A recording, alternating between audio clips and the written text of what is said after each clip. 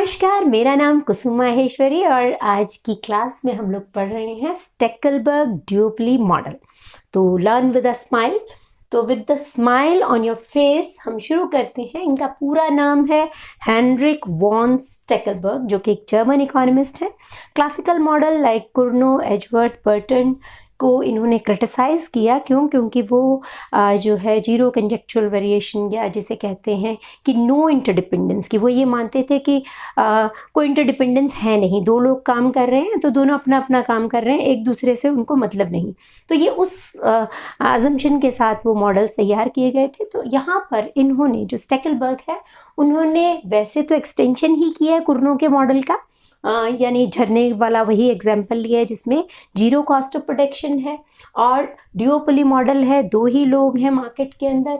लेकिन जो डिपार्चर है वो ये है कि इन दोनों में से जो दो लोग काम कर रहे हैं, मान लीजिए एक ए है और एक बी है, तो दोनों में से एक जो है वो लीडर की तरह काम करेगा। लीडर कौन होगा? लीडर वो होगा जो सोफिस्टिकेटेड है, जो अपडेटेड है, जो मॉडर्न है, जो समझदार है, जिसको ये पता है कि यदि मैं कुछ करता हूँ तो बी जो है उसको रिस्पॉन्ड करेगा, रिएक्ट करेगा, और बी क्या रिस्पॉन्ड करेगा ये भी वो कैलकुलेट कर सकता है। वो जो है लीडर बनेगा। तो एक व्यक्ति लीडर है, दूसरा फॉलोअर है। जो लीडर है वो इंटरडिपेंडेंस को रिकॉग्नाइज करता है, जबकि जो बी या जो फॉलोअर है वो कुर्नो के मॉडल में जो लोग थे उनकी तरह काम करता है, यानी कि वो इंटरडिपेंडेंस को रिकॉग्नाइज नहीं करता है। वो ये मानता है कि भी नहीं ये अपना काम करता रहेगा, मैं जो मर्जी कर लूँ, इसको नहीं फर्क पड़ेगा, राइट। तो उस तरीके से काम करेगा। अब अगली चीज़ है कि इन्होंने वो सेम कॉस्ट और डिमांड कर्व्स रखने की ज़रूरत नहीं पड़ी, क्योंकि इन्होंने आइसो प्रॉफिट कर्व्स और रिएक्शन कर्व्स का इस्तेमाल किया। अब ये आइसो प्रॉफिट कर्व्स को हम समझ लेते हैं। आइसो प्रॉफिट, आइसो का मतलब सेम, तो सेम प्रॉफिट को दिखाने वाले जो कर्व्स हैं वो हैं आइसो प्रॉफिट कर्व। ये एक तरीके के इंडिफरेंस कर्व्स ही हैं, और इंडिफरेंस कर्व तो करते हुए हमें बहुत टाइम हो गया, तो इंडिफरेंस कर्व ही हैं एक तरीके के, लेकिन ये कॉन्केव हैं। कॉन्वेक्स होता है ना, इंडिफरेंस कर्व कैसा होता है? कॉन्वेक्स होता है, लेकिन ये क्या है? कॉन्केव है। देखिए यहाँ पर ये कॉन्केव है, और इनका जो हाईएस्ट पॉइंट है वो मतलब जो यदि ए का आप आइसो प्रॉफिट कर्व बना रहे हैं तो जो है वो इसके लेफ्ट में होगा, इसका हाईएस्ट पॉइंट जो है इसके लेफ्ट में होगा, और बी के केस में ये राइट में होगा। ये आप करेंगे तो आपको ज़्यादा समझ में आ जाएगा। और नेक्स्ट बात है कि हायर आइसो प्रॉफिट कर्व जो है वो लेसर प्रॉफिट यील्ड करेगा, यानी कि जैसे जैसे ये प्रॉफिट कर्व ऊपर जाता जाएगा, प्रॉफिट जो है वो कम होता जाएगा। तो हम शुरू करते हैं। आइसो प्रॉफिट कर्व्स क्या होते हैं, मैंने यहाँ बना के रखा है। यहाँ पर ए का आउटपुट है, यहाँ बी का आउटपुट है, राइट।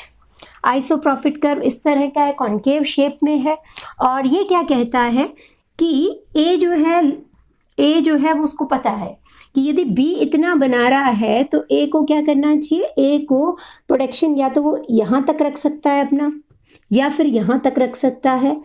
इतना करे या इतना करे, दोनों ही केस में क्या होगा? उसका प्रॉफिट जो है वो सेम रहेगा। तो मान लीजिए फॉर एग्जाम्पल के लिए हम माने कि ए जो है इतना प्रोडक्शन कर रहा है, बी के OB1 प्रोडक्शन के रिएक्शन में ए जो है इतना प्रोड्यूस करता है, राइट। अब यदि बी अपना प्रोडक्शन बढ़ा दे तो उस केस में क्या होगा? बी प्रोडक्शन बढ़ा दे और ए उतना ही रखेगा तो क्या होगा?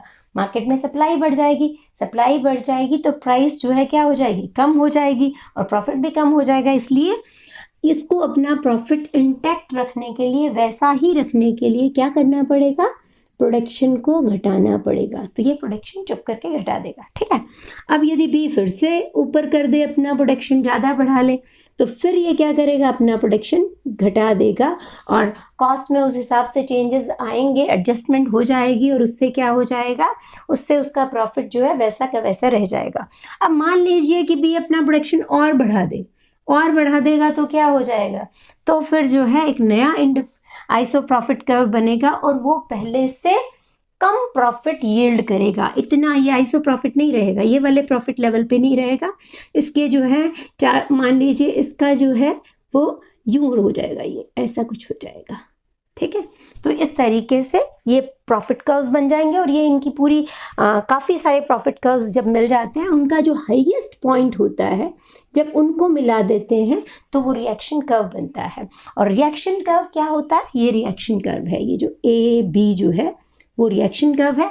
ये रिएक्शन कर्व क्या बता रहा है?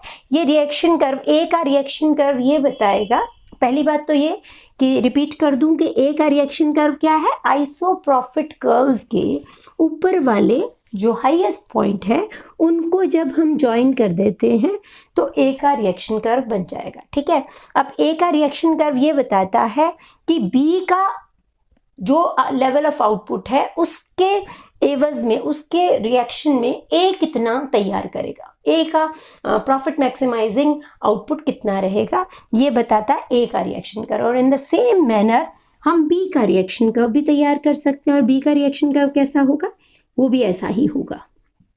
ठीक है। वो आइसोप्रॉफिट कर्व इस तरह के बनेंगे और लेफ्ट में हाईएस्ट पॉइंट बनेगा और इसको मिला देंगे तो ये बन गया बीज रिएक्शन कर्व। अब इक्विलिब्रियम कहाँ होता है ये हम समझते हैं। अब डायग्रामेटिकली समझ लेते हैं कि इसका सोल्यूशन वाकई में होगा कैसे। अब हमने सीखा अभी तक कि ए का रिएक्शन कर्व कैसे बनाना है, बी का रिएक्शन कर्व कैसे बनाना है। ये ए का रिएक्शन कर्व है जो कि इनके हाईएस्ट पॉइंट से आ जाता है, और ये बी का रिएक्शन कर्व है। अब इक्विलिब्रियम कहाँ होता है? यदि इनमें से कोई एक फॉलोअर है और एक जो है वो लीडर है तो इक्विलिब्रियम बड़ी इजीली हो जाता है। कि यदि मान लीजिए ए सोफिस्टिकेटेड है तो उस पॉइंट पे इक्विलिब्रियम होगा जहां पर ए का आइसोप्रॉफिट कर्व बी के रिएक्शन कर्व को टेंजेंट होगा, यानी यहाँ पर। और इसको याद रखने के लिए एक लेमैन वाला फॉर्मूला बताऊं तो जहां पर ए का आउटपुट ज़्यादा है, यदि आपको कंफ्यूजन हो जाए कोई, तो यहाँ पर ए का आउटपुट कंपैरेटिवली ज़्यादा है। यहाँ पे ये B1, बी का आउटपुट इतना सा है और ए का आउटपुट कितना है देख लीजिए, A1 है।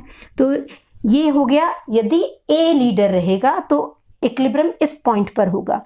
पर यदि मान लीजिए बी लीडर है तो इक्विलिब्रियम यहाँ पर होगा जहाँ बी का आइसोप्रॉफिट कर्व ए के रिएक्शन कर्व के टेंजेंट होगा, राइट। तो ये तो तब है। और ये जो, हाँ इसके बारे में बता दूं, ये जो ई पॉइंट है ये कुर्नो का सोल्यूशन है। और जब कुर्नो का मॉडल करेंगे तो ये वाला डायग्राम आप जरूर बना दें जिसमें ई ये जो है पॉइंट जो है, यदि रिएक्शन का उसके थ्रू जो है कुर्नो को सोल्यूशन निकालना हो तो इस पॉइंट पे निकलता है जहां दोनों 66% आउटपुट तैयार कर रहे हैं टोटल प्रोडक्शन का, राइट। तो अब जो है इसका है कि यदि मान लीजिए, ये तो इक्विलिब्रियम है, स्टेकलबर्ग इक्विलिब्रियम कहते हैं इसको। ये है स्टेकलबर्ग डिसइक्विलिब्रियम की, यदि मान लीजिए दोनों में से कोई भी एक जो है फॉलोअर बनने को तैयार ना हो, दोनों ही लीडर बनने को तैयार हो, तो उस केस में क्या होगा? उस केस में तो झगड़ा वाली बात होगी।